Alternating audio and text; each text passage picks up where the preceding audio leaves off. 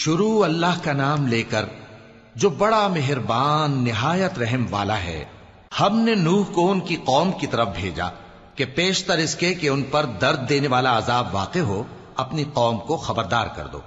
انہوں نے کہا کہ بھائیو، میں تم کو کھلے طور پر خبردار کرتا ہوں کہ اللہ کی عبادت کرو اور اس سے ڈرو اور میرا کہا مانو، وہ تمہارے گناہ بخش دے گا اور موت کے وقت مقرر تک تم کو مہلت عطا کرے گا۔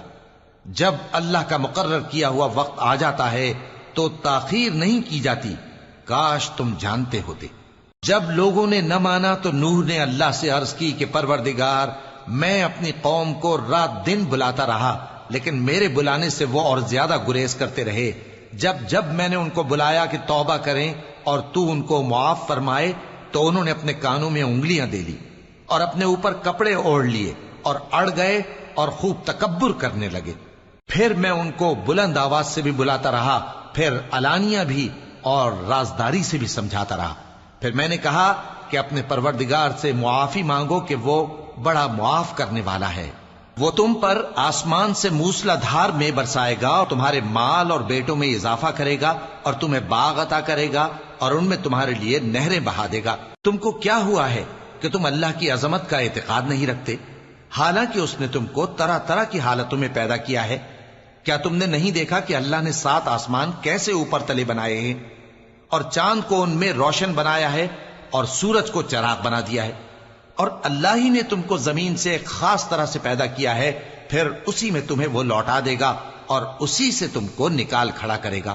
اور اللہ ہی نے زمین کو تمہارے لیے فرش بنایا تاکہ اس کے بڑے بڑے کشادہ رستوں میں چلو پھرو۔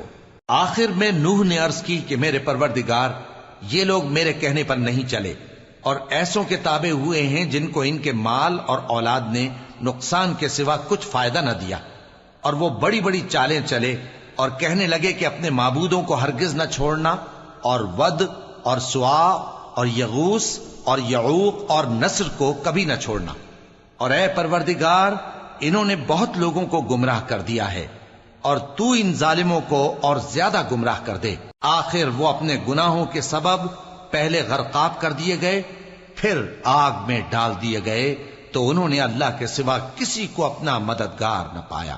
اور پھر نوح نے یہ دعا کی کہ میرے پروردگار، ان کافروں میں سے کسی کو زمین پر بستہ نہ رہنے دے، اگر تو ان کو رہنے دے گا تو یہ تیرے بندوں کو گمراہ کریں گے، اور ان سے جو اولاد ہوگی وہ بھی بدکار اور ناشکری ہوگی۔